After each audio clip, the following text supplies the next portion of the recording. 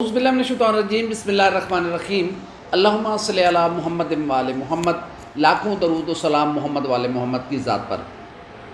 नाज़रीन, पीटीएम का फैसलाबाद में जलसा। पीटीएम एक बार फिर कोई बड़ा ऐलान करने में नाकाम रही है। अलबत्ता इतना मौलाना फजलुर रहमान साहब ने कहा है कि अब पीटीएम की जमातों को बाहर निकलना होगा, हमें मुस्तकिल तौर पर सड़कों पर आना होगा। लेकिन महज उनका ये बयान एक बयान ही था और एक बस जुमले तक महदूद का। कैसे बाहर निकला जाएगा, किस अंदाज में बाहर निकला जाएगा, बाहर निकलने के बाद मंजिल कहाँ होगी, कुछ मालूम नहीं है। बस एक जुमला था जो मौलाना फजलुर रहमान साहब ने अदा कर दिया। फैसलाबाद में पीटीएम का जो आज जलसा था धोबी घाट ग्राउंड में, आज मौलाना फजलुर रहमान साहब उसमें एक डमी के अलावा उनकी कोई हैसियत नहीं थी। वो यहाँ पे आज उनका वो खिताब पीटीएम के सरबराह का खिताब नहीं था, उनका प्रोटोकॉल पीटीएम के सरबराह का प्रोटोकॉल नहीं था। वो सबसे आखिर में पहुँचे, सबसे आखिर में उन्होंने तकरीर की, चंद मिनट की उनकी तकरीर थी। पूरा खिताब जो आज की स्पीच थी वो मरियम नवाज शरीफ साहबा की थी। मौलाना फजलुर रहमान का वो आज लबो लहजा नहीं था, वो उनकी बात नहीं थी, उनकी बात में वो रिदम भी नहीं था। तो यूँ कहा जा सकता है कि कोई इतना बहुत ज़्यादा हैवी क्राउड भी नहीं था आज के धोबी घाट के जलसे में। तो कई हवालों से ये जलसा जो है, इस जलसे को हम कामयाब जलसा नहीं कह सकते। अलबत्ता इस जलसे में जो बातें सुनी गई हैं, जो बातें की गई हैं, जो जुमलेबाजी की गई है कौमी इदारों के मामले पर, वो इससे पहले कभी नहीं सुनी गई। इस तरह की स्पीचेस हमने पहले कभी नहीं सुनी। इस तरह की कौमी इदारों के सरबराह पर या सरबराहों पर इस तरीके से तनकीद हमने कभी नहीं सुनी कि उनका नाम ले लेकर ऐसी ऐसी बातें की गई जो इससे पहले कभी नहीं सुनी गई। लीडरों की बातें सुनकर कारकुनों का जोश जज्बा बढ़ा, उनका हौसला बढ़ा।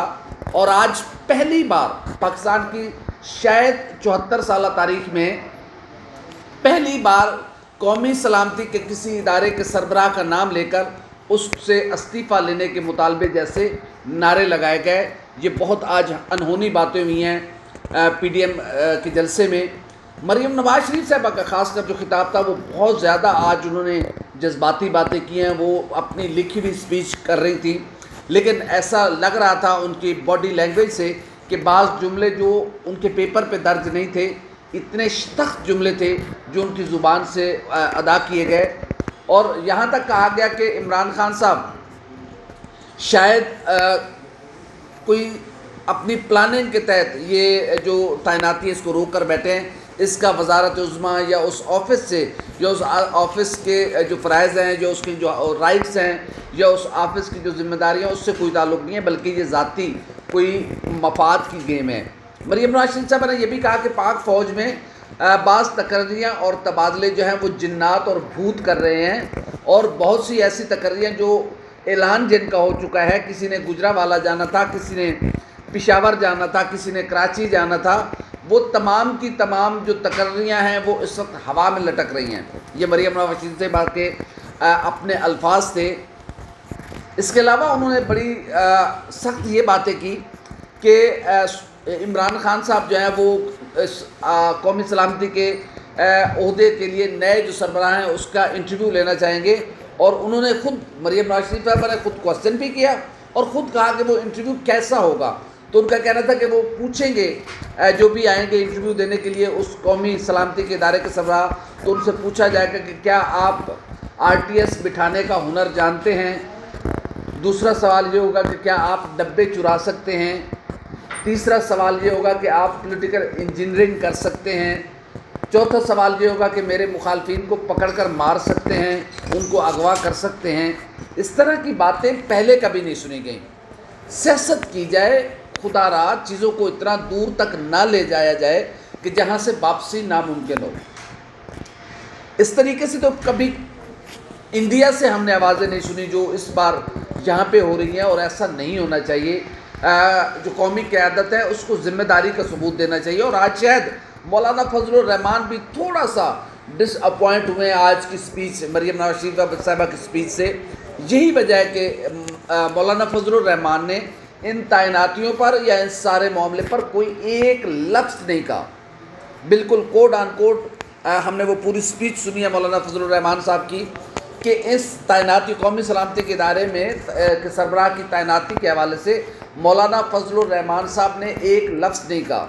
جو اس بات کا ثبوت ہے کہ شاید مولانا فضل الرحمان صاحب یہ توقع نہیں کر رہے تھے کہ مریم نواز شریف صاحبہ کی آج کی اسپیچ اتنی جذبات سے بھری ہوئی تقریر ہوگی، ایسی تقریر ہوگی جیسی تقریر انہوں نے پہلے کبھی سنی نہیں ہوگی، یا پہلا کبھی ایسا ہوا نہیں ہوگا۔ مولانا فضل الرحمان صاحب نے آج جو اسٹیج سے ایک کارکن کے نعرے سنے اور قومی سلامتی کے ادارے کے سربراہ کا نام لے کر اس سے استعفے کا مطالبہ کیا، وہ بڑے جلسے میں اس طرح کا نعرہ پاکستان کی 74 سالہ تاریخ میں کبھی نہیں تھا۔ مولانا فضل الرحمان صاحب کی باڈی لینگویج، ان کے چہرے کے تاثرات یہ بتا رہے تھے کہ آج وہ بہت زیادہ ڈس اپوائنٹ بھی ہیں اور پریشان بھی ہیں کہ یہ کیسی تقریریں ہو رہی ہیں، یہ معاملہ کس طرف چل نکلا ہے۔ پی ڈی ایم بنی کس لیے تھی، پی ڈی ایم جا کہاں رہی ہے؟ پی ڈی ایم بنی تھی کہ بقول اپوزیشن جماعتوں کے کہ ملک میں جو انتخابات ہوئے تھے وہ صاف شفاف انتخابات نہیں تھے، عمران خان صاحب الیکٹڈ نہیں ہے،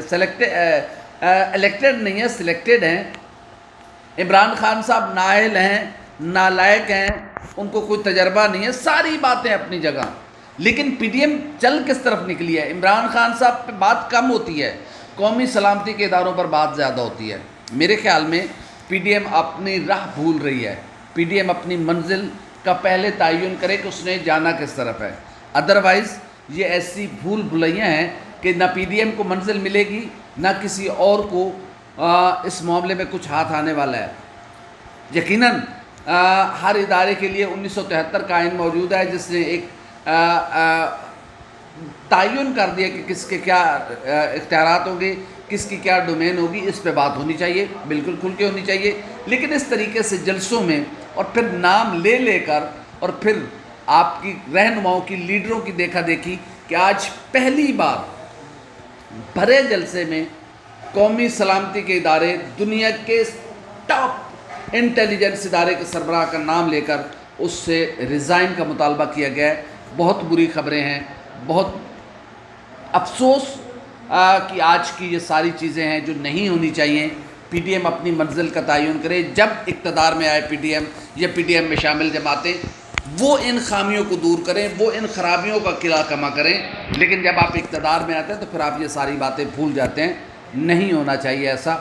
آج کی سپیچ یقیناً مولانا فضل الرحمان کے چہرے سے عیاں تھی کہ وہ بہت زیادہ ڈس اپوائنٹ تھے کہ ہم کس طرف چل نکلے ہیں۔ ان کی سپیچ چند منٹ پر محیط تھی، جبکہ مریم نواز شریف صاحبہ کا خطاب 1 گھنٹے سے زائد دیر کا خطاب تھا۔ تو یوں آپ سمجھ لیں کہ جس لیڈر جو تھا، جو لیڈ کر رہا ہے، جو قافلے کا رہبر و رہنما ہے، اس کی سپیچ چند منٹ پر محیط تھی اور وہ بالربط سپیچ تھی۔ خود مولانا فضل الرحمان صاحب کو نہیں پتہ چل رہا تھا کہ وہ آج کہیں تو کہیں کیا، کیونکہ جو کچھ پہلے سٹیج پہ ہو چکا تھا، جو ڈائس منظر پیش کر چکا تھا، وہ مولانا فضل الرحمان کے خواب و خیال میں نہیں ہوگا۔ امید ہے کہ پی ڈی ایم اپنی منزل کا پھر سے تعین کرے گی اور قومی سلامتی کے اداروں کو اس طریقے سے یوں اور بڑے اوپنلی اور نامناسب انداز میں تنقید کرنے کے بجائے پی ڈی ایم جمہوریت کی بحالی کے لیے کام کرے۔ اگر وہ سمجھتی ہے پی ڈی ایم ملک میں صاف شفاف انتخابات کے لیے کام کرے، پی ڈی ایم اس حکومت کو ہٹانے کے لیے بالکل ان کا رائٹ ہے، لیکن خدا کے لیے چیزوں کو اتنا مت بڑھایا جائے کہ واپسی مشکل ہو جائے جہاں ہم جس طرف جا رہے ہیں۔ امید ہے آپ کو ہماری ویڈیو پسند آئی ہوگی۔